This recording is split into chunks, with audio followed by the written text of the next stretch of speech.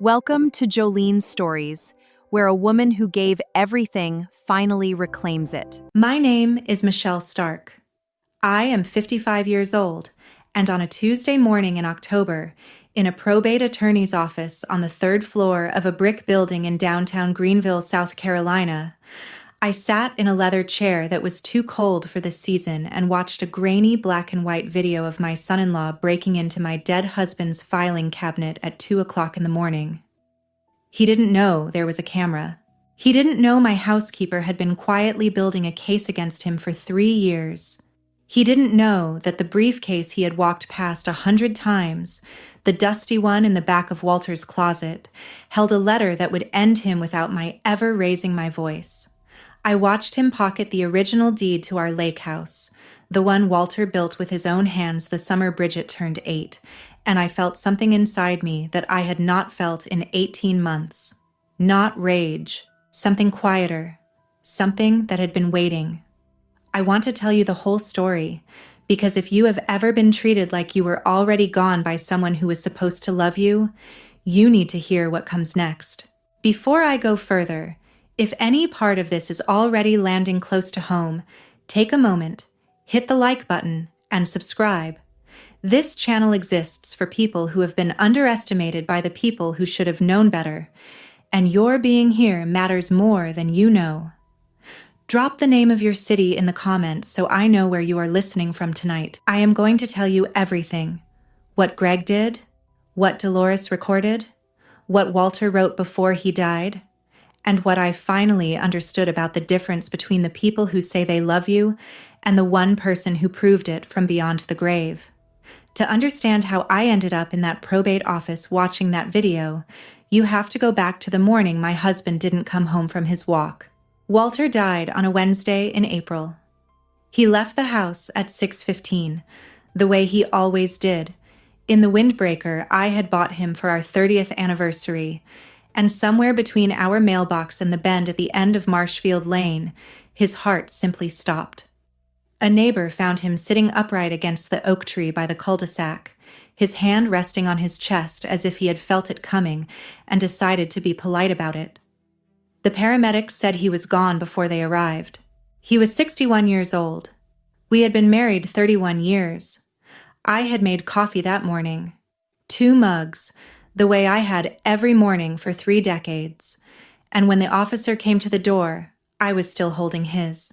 The 18 months that followed were the kind of grief that does not announce itself with weeping. It is quieter than that, and more cruel. It is the moment you reach for the second pillow at night and remember. It is the sound of the garage door not opening at 5:40. It is the way the house breathes differently when only one person lives in it. I kept the house the way Walter liked it. I kept his razor on the counter for 4 months because moving it felt like a second death. I kept his briefcase in the closet because I could not bring myself to touch the latch. My daughter Bridget is 32. She has my eyes and Walter's stubbornness and a laugh that used to fill rooms. She married Greg Ashford 7 years ago in a backyard ceremony with peonies and a string quartet, and Walter walked her down the aisle in a navy suit and held my hand so tightly at the reception I could feel the bones of his fingers. Greg was 31 then. He sold logistics software. He had a square jaw and a firm handshake and the kind of confidence that, in hindsight, was always a performance. Walter never said anything outright, but the night before the wedding, sitting on the back porch with a glass of bourbon neither of us drank, he turned to me and said, "Shelley, I want to be wrong about him. I really do." I told him he was being protective. I told him Bridget was happy. I was wrong, and he was right. And he carried that knowing alone for years because I did not want to hear it. After Walter died, Bridget came to the funeral in a black dress I did not recognize and held my hand for exactly 40 minutes before Greg told her they needed to get the children home. Lily was 5 then. Owen was 3. They climbed onto the casket bench and asked me where Grandpa went, and I told them he had become part of the wind, which was the only true thing I could think of. Greg watched me from the doorway. He had the look of a man calculating. I remember thinking it was grief. I remember thinking a lot of things wrong in those first months. The visits tapered. Bridget stopped calling on Sundays. The grandchildren stopped appearing at the door with sticky hands and questions about the koi pond. When I asked, Bridget said things like, "Greg's been so busy," and "The kids have soccer," and "We'll come next weekend, Mom, promise." Next weekend never came. I learned to stop asking. I learned to make smaller pots of coffee. I learned what $14,000 of credit card debt looks like when it shows up in your mailbox in your dead husband's name, and I learned how to pay it down quietly from savings because I did not want Bridget to know her father had been struggling at the end. Some things you keep for the dead. Some things you keep so the living can remember them well. My left ear had been going for years. The audiologist called it progressive sensorineural hearing loss, and she said it was nothing to worry about. Just the slow blurring of one side of the world. I bought a hearing aid. I learned to position myself so people sat on my right. Walter used to joke that I had become an excellent listener since I had to work harder to hear. Greg, I would later understand, had taken inventory of that hearing aid the way a thief inventories the locks on a house. 6 months after the funeral, Greg sat in my kitchen with a yellow legal pad and a pen and explained to me, slowly, as if I were a child, that the lake house deed should be updated for estate planning purposes, and that adding his name would simplify everything later. He said the word later the way undertakers say it. Bridget sat beside him nodding. I said no. I said it once, calmly, and then I said it again, because he asked me to reconsider as if I had not understood the question. He smiled at me over the kitchen table. That smile had teeth. After that, the grandchildren stopped coming. Not formally, just an absence that grew until it had weight. Owen turned 4 in August. I mailed him a wooden train set, hand-painted, the kind Walter would have picked, with a card that played a little song when you opened it. I waited for a thank you. I waited for a photograph. I waited for 11 weeks, until one afternoon Lily was on the phone with me. A rare call, Bridget had let her dial, and she said in a small, confused voice, "Grandma, why did Daddy send back the box?" I asked her to repeat it. She said, "The box you sent Owen. Daddy said you forgot, and then he made us take it to the post office." I said nothing for a long moment. Lily, 6 years old, said, "I told Owen you didn't forget." I told him grandmas don't forget. I sat in my kitchen after that call and stared at the wall for a long time. The house was very quiet. The refrigerator hummed. A car went by outside. I understood, sitting there, that something had been happening underneath my life for a long time, and I had been too tired with grief to see it. The Adult Protective Services investigator arrived on a Thursday morning in November, unannounced, with a clipboard and a polite expression and a folder under her arm. She asked if she could come inside. She told me a concerned family member had filed a report alleging that I was hoarding and self-neglecting. I let her in.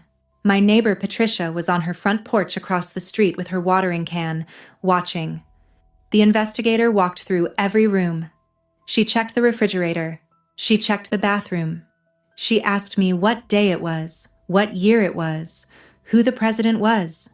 She was professional, and she was kind, and she was, I could tell, embarrassed for me. She closed the file 2 weeks later. She wrote in her report that the home was immaculate and that the resident appeared alert, oriented, and articulate. But Patricia had seen. The Hendersons next door had seen. The mailman had seen the state car in the driveway. By Sunday, the neighborhood knew that someone had reported me, and even though no one ever said it to my face, I felt the shift. I had become the woman someone was worried about. I knew it was Greg. I knew it the way you know the shape of your own shadow. But I had no proof, and I had nowhere to put the knowing, so I carried it around like a stone in my coat pocket and tried to keep walking. December came, and with it the property tax notice that should have arrived in November and didn't. I called the county. They told me the second notice had been sent, the final notice had been sent, and a lien was being prepared. I told them I had received nothing. The clerk, a young woman with a tired voice, said, "Ma'am, all of your county mail has been forwarded to a P.O. box on Stone Avenue since August. Did you set that up?" I said I had not. She said she would file an irregularity report. I hung up the phone and I sat at the kitchen counter and I counted, on my fingers, the number of days my mail had been disappearing into a box I did not own. 97 days, 3 months and 1 week. Bank statements, medical correspondence, a life insurance disbursement notice for $38,000 from a policy Walter had taken out the year before he died, a policy I did not know existed, a notice that had been sitting in a P.O. box on Stone Avenue while my son-in-law decided what to do with it. I drove to the post office. I filed a fraud report. I changed the forwarding.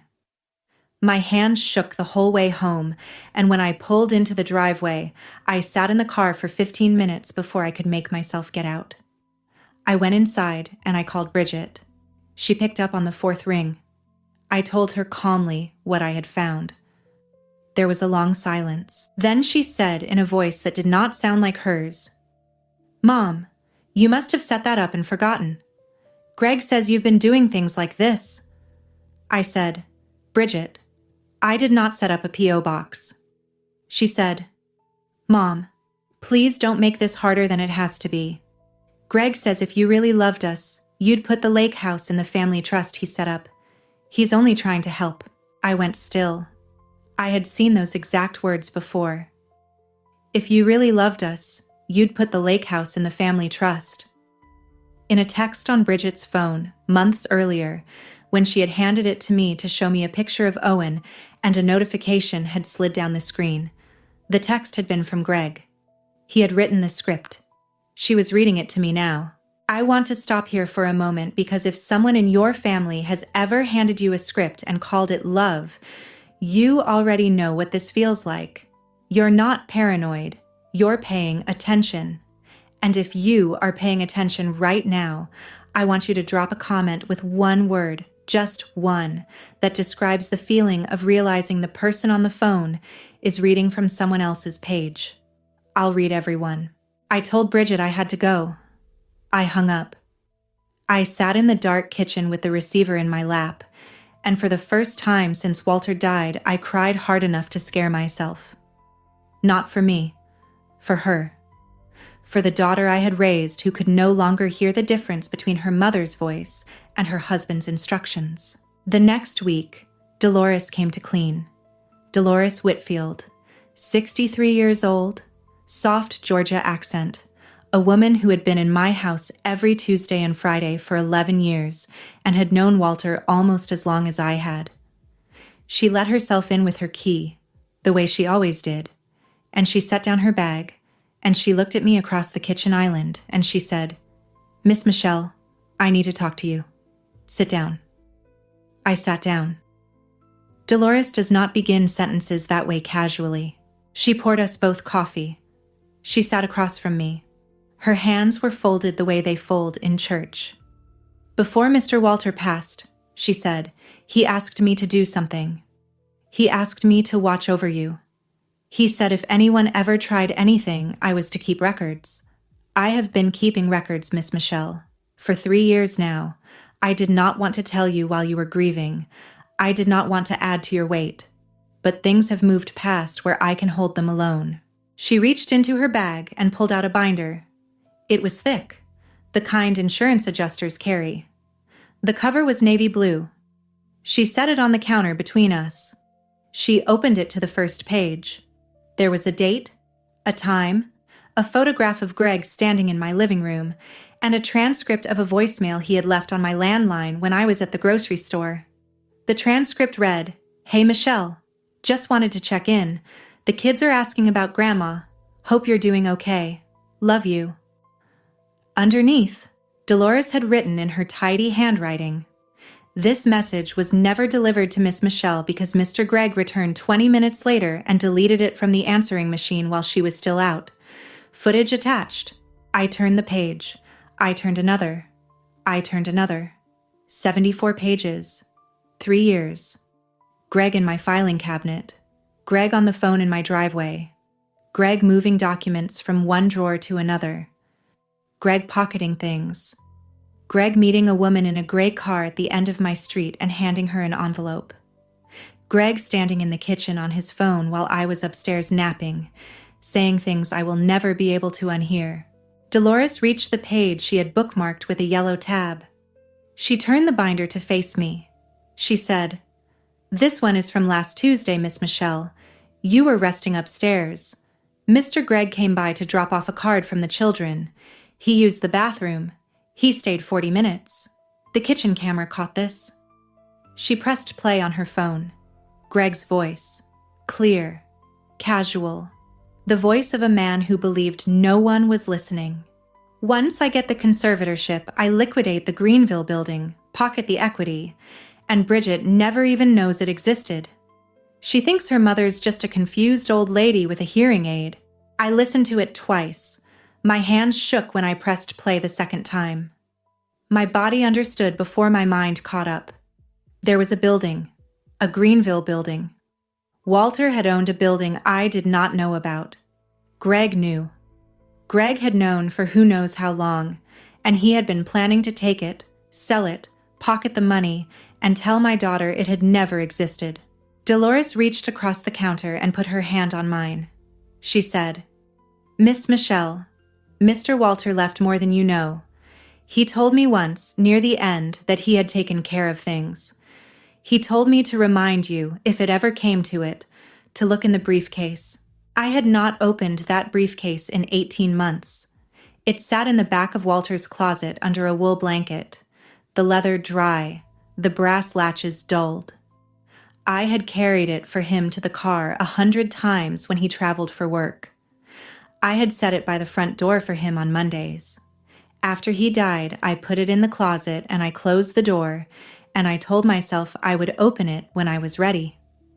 I had not been ready. That afternoon, after Dolores left, I went upstairs and I took the blanket off the briefcase and I carried it down to the kitchen table. I sat with it for a long time before I touched the latches.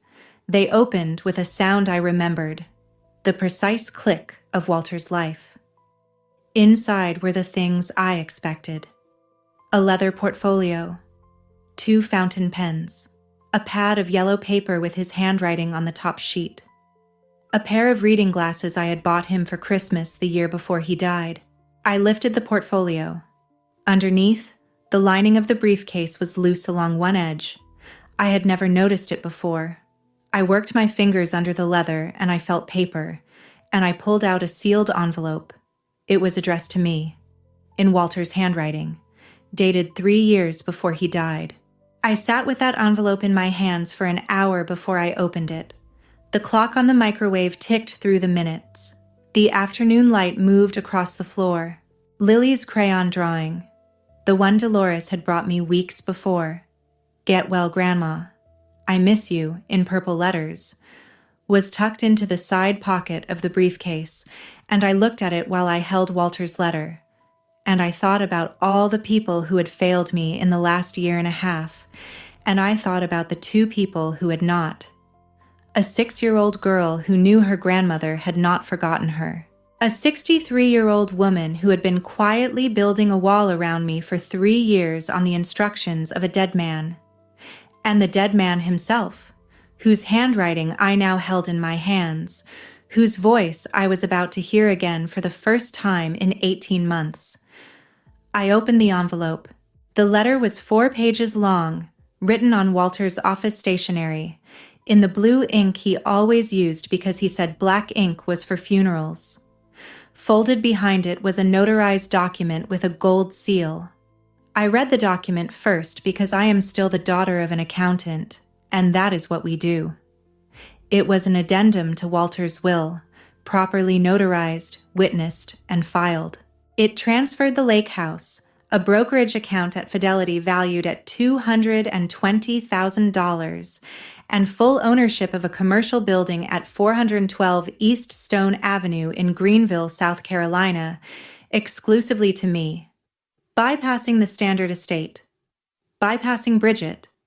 bypassing any spouse Bridget had married or might marry, with a trust structure naming Bridget as future beneficiary upon my death, contingent on the conditions Walter had specified, none of which a person named Greg Ashford could touch. I set the addendum down. I picked up the letter. "Shelley," it began, and I had to stop, because Walter was the only person on this earth who had ever called me Shelley, and seeing the word in his handwriting was like hearing him clear his throat in the next room. "Shelley, if you are reading this, I am gone, and I am sorry. I am sorrier than I know how to say in a letter, because you and I both know I was never a letter writer. But I am writing this one because there are things I need to tell you that I could not say out loud while I was alive, and I have been a coward about it for too long." I had to stand up. I walked to the sink. I drank a glass of water. I came back. I love our girl. I want you to know that first, because everything I am about to say has to sit underneath that. I love Bridget more than my own life. But the man she married is going to hollow out everything we built, and I have known it since the rehearsal dinner, and I have watched it happen in slow motion for 4 years, and I cannot stop it. He will not move on us while I am alive. He is too smart for that. He will wait. He will be patient. He will move on you after I am gone, and he will use Bridget as the instrument, and he will use the grandchildren as leverage, and he will frame you as the problem so that when he takes what he came for, the family will think you brought it on yourself. I sat down. The kitchen was very quiet. He will tell people you are confused. He will manufacture incidents. He will turn small things into evidence. He may try for a conservatorship, because that is the cleanest path to control. He will isolate you from Bridget by making her choose between her mother and her marriage. He will keep the children away. He will make you doubt your own memory. I know this man, Shelley. I have watched men like him my whole career. They do not change. They escalate. I stopped reading. I put the page down. I cried for a while in a way I had not cried since the funeral, except this time it was different, because I was not crying alone. Walter was in the room with me.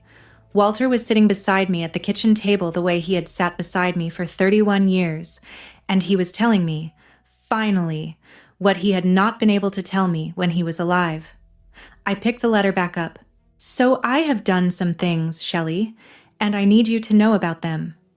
I have moved the lake house out of the joint marital estate and into your name alone, through the addendum attached to this letter. I have done the same with the fidelity account I built up over the last 10 years. You did not know about it because I wanted it to be a surprise for our retirement, and I am sorry it has become this instead. And I bought a building on East Stone Avenue 6 years ago, a small office building with 3 tenants, which has been paying its own mortgage and generating a little income that I have been quietly reinvesting. It is in your name now, through the addendum. Not ours. Yours. Because the moment it becomes ours in any joint sense, he will find a way through Bridget to touch it, and I will not allow that." I had to laugh. A short, surprised, breaking laugh. Walter and his quiet accumulations. Walter, who had told me he was just managing some paperwork on Saturday mornings at his desk. Walter, who had been building me a fortress while I thought he was balancing the checkbook. I have also spoken to Dolores. I asked her to watch over you. I trust her more than I trust most of our blood. She will know what to do if things start. Listen to her, Shelley. She is paying attention in ways that I cannot anymore. A pause on the page. A break. Now, the hard part. The part I am writing on a Sunday afternoon in October, 3 years before whatever Tuesday it is when you read this. Shelley, you have spent 31 years apologizing for taking up space in your own life. You apologize when someone bumps into you in the grocery store. You apologize when the dog barks. You apologized last week when I asked you to pass the salt and you knocked over the water glass, and I sat there and watched you, and I thought, my God, this woman has been told her whole life that she is the inconvenience. She is not. She is the strongest person I have ever known, and the world has convinced her she is somehow in the way. I do not know how that happened. I know I did not do enough to undo it. I could not see the page.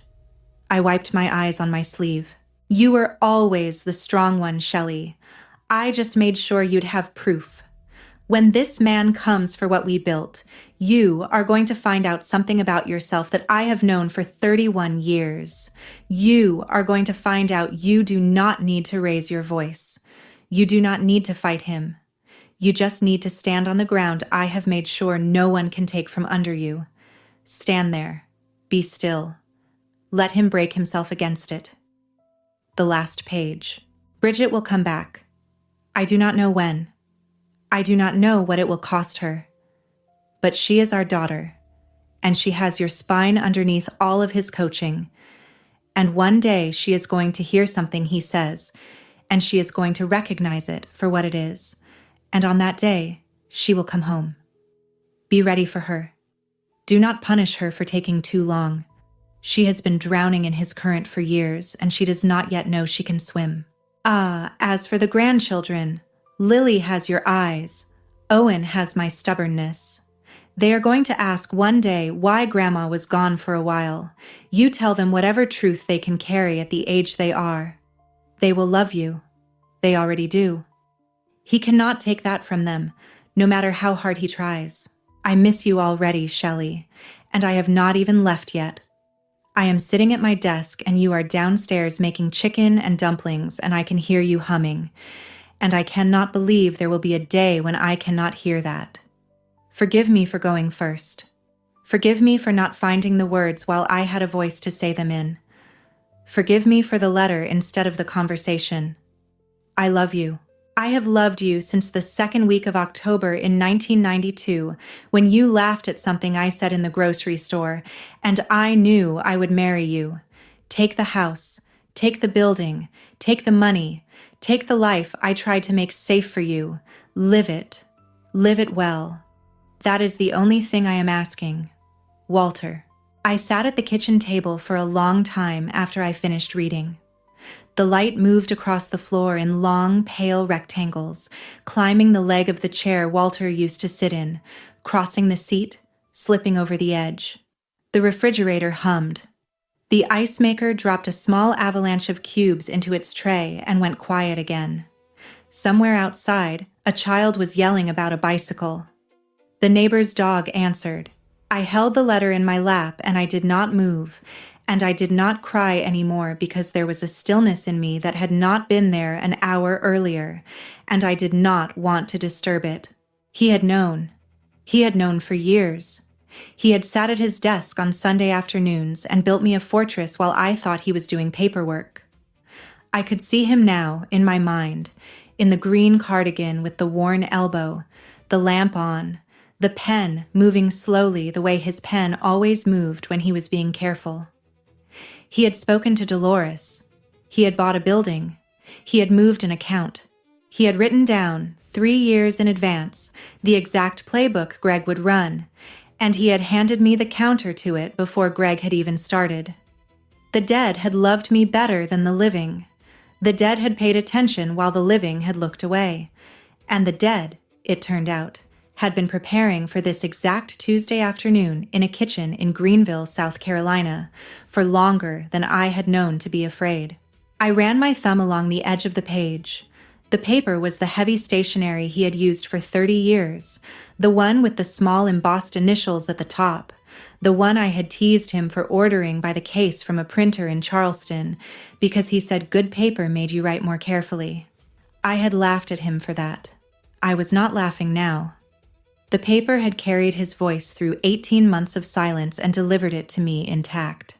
If you are listening to this and someone you loved has already done something quiet to protect you that you are only just now discovering, a policy, a deposit, a key in an envelope, a sentence left in a card, pause for a second and let yourself feel it. That is what love looks like when it has had time to think. That is the difference between someone who said they loved you and someone who proved it. I want you to know that the ache of being loved that precisely by someone you cannot thank is real, and you are allowed to sit in it. You do not have to make it productive. You do not have to make it useful. You can just let it be what it is. I called the probate attorney the next morning at 9:07. His name was Mr. Holloway, recommended by Dolores's nephew, a tax accountant downtown. I drove to his office on a Tuesday in October, with Walter's briefcase on the passenger seat beside me, the letter and the addendum and the binder all inside it, and I walked up to the 3rd floor, and I sat in a leather chair that was too cold for the season. The radiator under the window ticked in slow, uneven pulses. The window looked out onto the brick wall of the building next door, and a narrow strip of October sky the color of pewter. On the wall behind his desk hung a framed law school diploma and a print of a fishing boat, and on the credenza there was a glass paperweight with an air bubble suspended forever inside it, and I stared at that air bubble for a long time while he read. Mr. Holloway read the addendum first. He read it slowly, his finger moving down the margin, then the letter. He read the letter twice. I watched his jaw set on the second reading, then the binder Dolores had compiled. He turned each page deliberately. He listened to the recording of Greg's phone call through a small black speaker on his desk, and when Greg's voice said the word conservatorship, Mr. Holloway closed his eyes for half a second, and I knew, watching him, that he had been a probate attorney long enough to have heard variations of that sentence many times before, and that he had not yet stopped finding it ugly. He looked at the photographs. He looked at the dates. He removed his glasses. He set his pen down on the legal pad in front of him. He folded his hands. He said, "Mrs. Stark, your husband was a very careful man." I said, "Yes, he was." He said, "We can file the addendum with the probate court this afternoon. I want to be clear with you about what that means. The lake house, the Fidelity account, and the East Stone Avenue building become legally and entirely yours, with no spousal claim, no joint claim, and no avenue for any third party to attach them. The conservatorship petition your son-in-law is preparing, and I have to assume he is preparing one based on what is in this binder, will be dismissed the moment the judge reviews this record. There is nothing here to conserve. You own everything outright. There is no confusion. There is no decline. There is a meticulous record of a competent woman being harassed by a son-in-law who is about to be on the receiving end of a very bad afternoon." I did not smile. I did not need to. I said, "How long does the filing take?" He said, "I'll have it stamped before 5 o'clock today." I had rehearsed sitting still in that chair for 18 months without knowing it. I sat still now. I filed the papers that day. The clerk stamped them.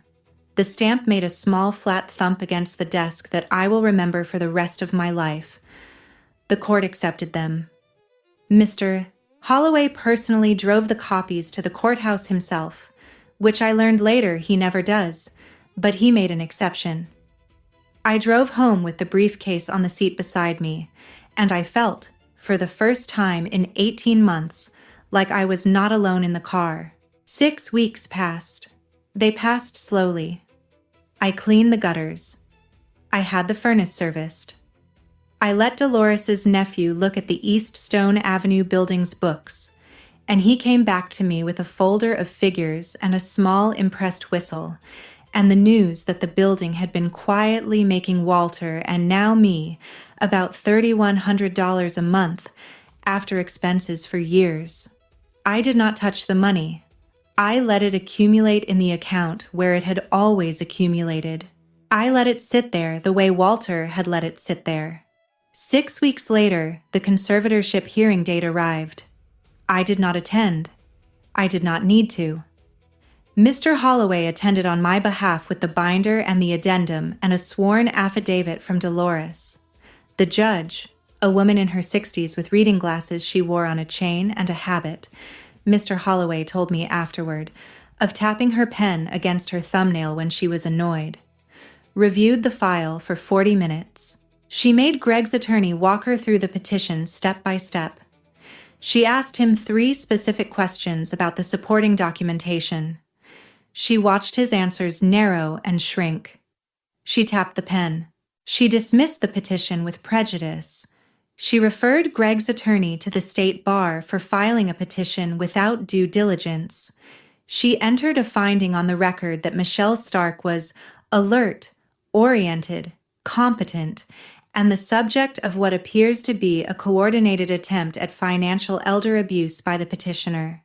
That sentence was read aloud in open court on a Thursday morning at 10:17. I was not there. I was at home, watering the hydrangeas Walter had planted along the side fence. The hose was cold in my hand. The water ran into the dark soil and pooled briefly and disappeared. 3 weeks later, the judge would read that sentence aloud in open court, and 3 weeks earlier, I had been just trying to find the property tax bill, and I thought about that arc, about how short the distance was, when you had the right people in your corner, between drowning and standing on solid ground. Greg learned about the filing when his own attorney called him to say, in the tone of a man who has just realized he has been working for free, "There's nothing here to conserve. She owns everything outright. The court has the original documents. We're done." Mr. Holloway told me later that he had heard from the attorney's paralegal that Greg had said only one word into the phone, and then a second word, and that the second word had been an obscenity, and that the call had ended there. I let that piece of information sit on the table between Mr. Holloway and me, and then I let it go. I did not need it. I had already won. I did not see Greg after that. He did not come to the house. He did not call. He texted twice. The first text came on a Sunday at 6:12 in the evening and was an attempt at warmth. "Michelle, I think there's been a misunderstanding. Can we talk?" I did not respond. The second text, 4 days later, was less warm.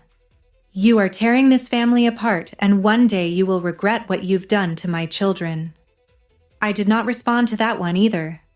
I screenshotted both and sent them to Mr. Holloway, who added them to the file with a short note that read, simply, "For the record, Bridget came on a Wednesday night, 11:07 by the clock above the stove."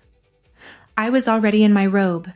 The doorbell rang, and I looked through the peephole, and there she was, my daughter, on my front porch, in the camel-colored coat I had bought her for Christmas 3 years ago, the buttons fastened wrong, the belt trailing. She was holding her phone in one hand and the keys to her car in the other, and her face was streaked with the kind of crying that has been going on for hours and stopped being about any single thing. I opened the door. The porch light made a small halo around her hair, which was wet at the ends from a rain I had not heard fall. She did not say anything for a long moment. The crickets in the yard kept up their slow, steady sawing. A car passed on Marshfield Lane and its headlights swept the porch and were gone. Then she said, "Mom, I need to hear everything. Dolores sent me the recording. I have listened to it 40 times. I need to hear everything from you." I stepped back. I held the door open. She walked in. She stood in the entryway like she had never been in the house before, like the umbrella stand and the small framed photograph of Walter holding her on his shoulders at the lake were objects in a museum she was visiting. She set her keys on the side table the way she had set her keys on that table since she was 16 years old, and the muscle memory of it seemed to undo her, because she put her hand over her mouth and stood there breathing. I made her tea. Earl Grey, with too much milk. The way she had liked it since she was 11. I made it slowly. I let the kettle whistle. I let her hear it whistle. I let the kitchen do its small, ordinary work around her. We sat on the back porch in the cold, wrapped in blankets, the porch light off so we could see the stars, and I told her. I told her about the P.O. box and the APS report and the conservatorship draft and the letter from her father. I told her in order. I did not skip anything. I did not soften anything. I did not raise my voice. I let her listen. I let her read the letter. She read it on the porch, in the small pool of light from the kitchen window behind her, her finger moving down the page the way Mr. Holloway's had. She cried in a way I had not seen her cry since she was 8 years old and her hamster died. The open, ugly crying she had stopped doing somewhere in adolescence and never started again. When she got to the line about her father knowing since the rehearsal dinner, she put the letter down on her lap, and she pressed both hands flat against the page as if to keep it from blowing away, and she said, "He knew. Dad knew. And I called you confused. Mom, I called you confused." I let the silence sit on the table between us. I did not rush to fill it. I had rehearsed this silence for 6 months without knowing what it was for. Now I knew. Then I said what I want to tell you. I told her that there is no version of this where the only person who failed me was Greg. She had failed me too. She had read his scripts and called me with them. She had hung up on me. She had blocked my number for a week in September. She had let her children believe I had forgotten them. She had let Owen open a returned package and think his grandmother had changed her mind about him. She had to sit with all of that. I was not going to take it from her. I was not going to wave it away. I was not going to be the mother who absorbed the apology before it was finished forming.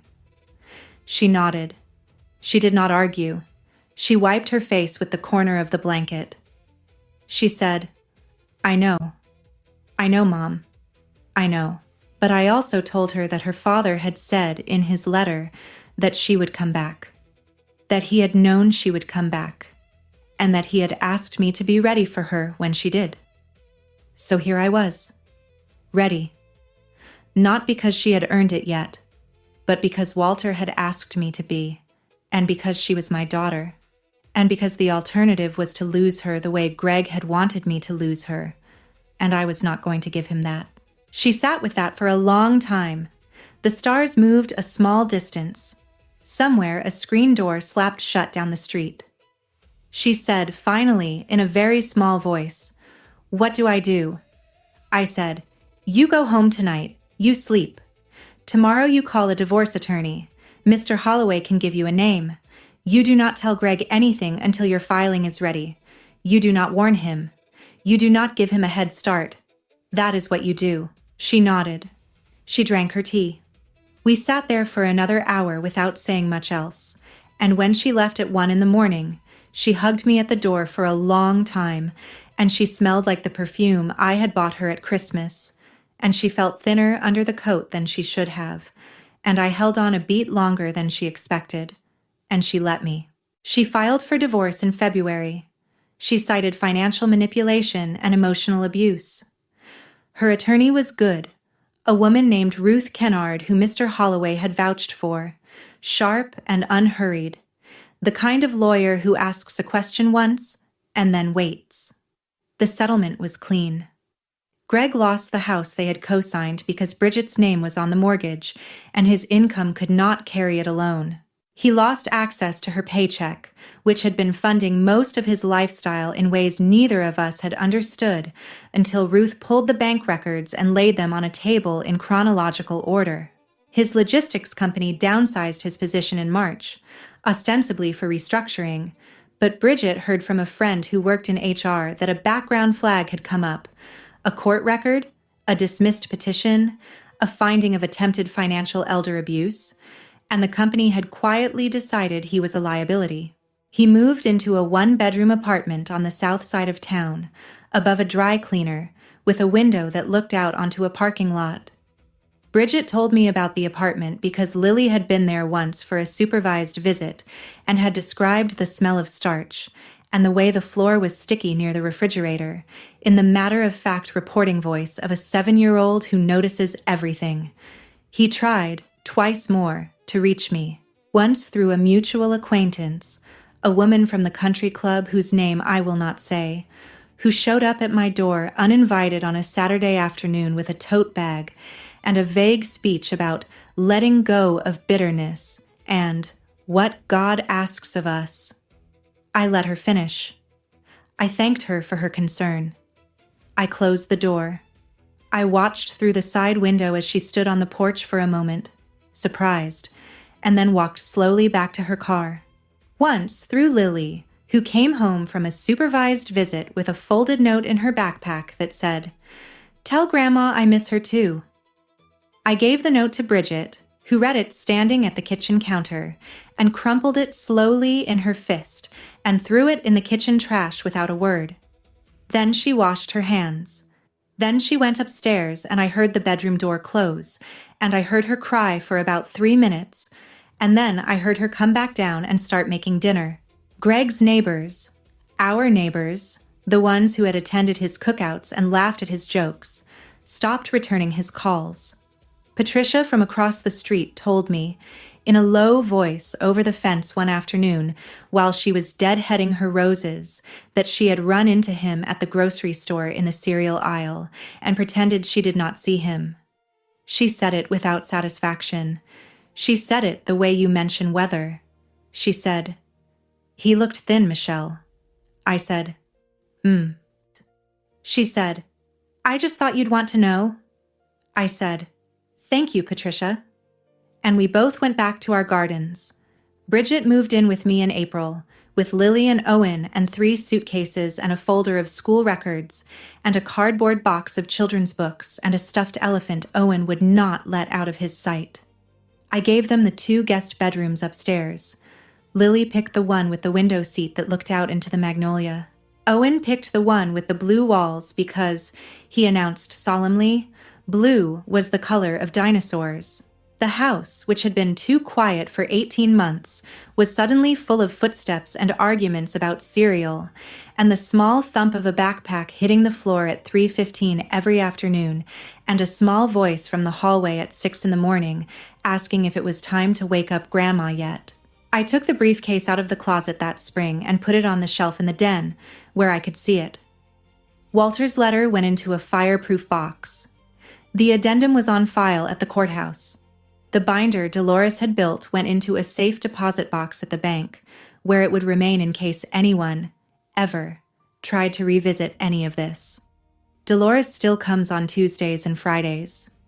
She and I drink coffee at the kitchen counter before she starts cleaning. We do not always talk. Sometimes we just sit.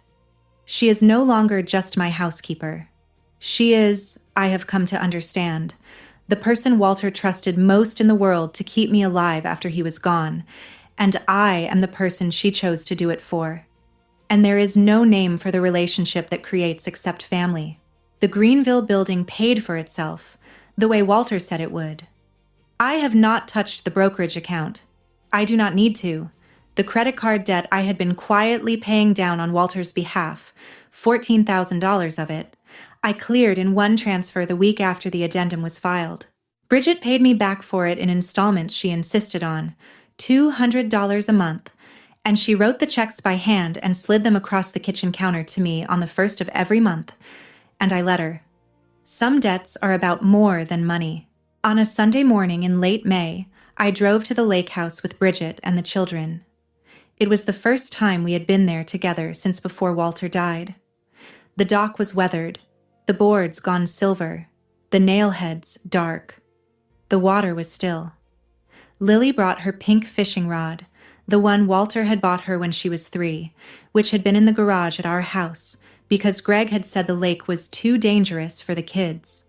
Owen brought a blanket and his stuffed elephant and immediately fell asleep in the grass under the willow with his mouth open. Bridget made coffee in the small kitchen and brought 2 mugs out to the dock and sat down beside me without saying anything. I had Walter's briefcase with me. I had brought it because I wanted to.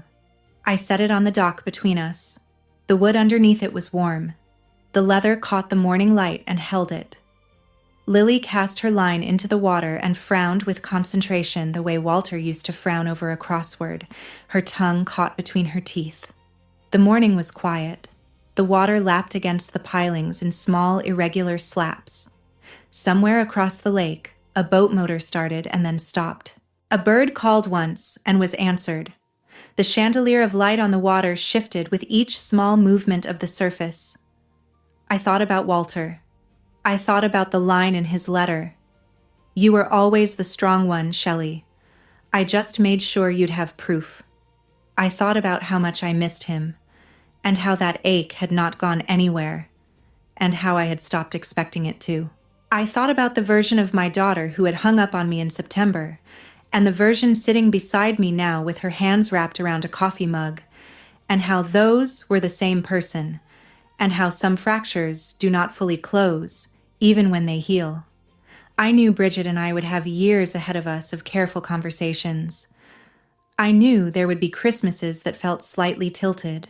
I knew Lily and Owen would, one day, ask the questions, and I would have to find answers that did not poison them against their father, because he was still their father, no matter what he had done to me. But the morning was warm. The coffee was warm. The briefcase sat between Bridget and me on the dock, and it was no longer the relic of grief I had hidden under a blanket. It was the container of everything Walter had done to make sure I would be sitting on this dock on this morning. It was proof. Lily's line jerked. Her eyes went wide. She said in a stage whisper, "Grandma, I think I got one." I leaned forward. I put my hand on the small of her back to steady her. I said, "Easy, sweetheart. Don't jerk it. Walk backwards slowly. That's it. That's how Grandpa taught me." She reeled it in, the little reel clicking the way it had clicked 20 years earlier when Bridget was the one holding the rod. A small base came up out of the water, silver and shining, smaller than her shoe, twisting on the line. She held the rod up triumphantly. Bridget took a picture with her phone. Owen woke up in the grass and ran over barefoot and announced he wanted to touch it. We let the fish go. Lily watched it slip back into the water, and then she looked up at me and said, "Grandma, did Grandpa teach you how to fish?" I said, "Yes, a long time ago, on this exact dock." She thought about that. She turned the idea over. Then she said, "Then he taught me too, kind of, through you." I had to look away at the water for a moment. Then I said, "Yes, sweetheart, exactly like that." Bridget reached across the briefcase and took my hand. She did not say anything. She just held on. The water moved. The dock creaked once under our weight and settled. Owen wandered off to find pebbles. Lily cast her line again, more confident now. The pink rod, a small bright line against the green of the far shore. "I want to tell you something before I go. I used to think that love was the thing you said out loud. I thought it was the phone calls, the visits, the cards on the right holidays, the warm voices. I was wrong about that, and Walter showed me I was wrong, and it took losing him to learn it. Love and trust are not the same thing as proximity. The people closest to you can be the ones doing the most damage. The people who say the words can be the ones who mean them least. And sometimes the person who loves you most is a quiet man at a desk on a Sunday afternoon, writing a letter you will not read for 3 years, building a fortress around you without telling you, because he understands that real love is not what you say. It is what you arrange before you leave. If you are still listening, I want to leave you with this. If someone in your life has ever made you feel like you were the problem for refusing to hand over what was yours, your house, your money, your peace, your name, you are not the problem. You are paying attention.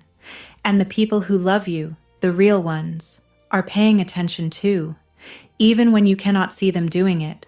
That is the story. One letter from a man who knew what was coming. One binder from a woman who kept watch for 11 years.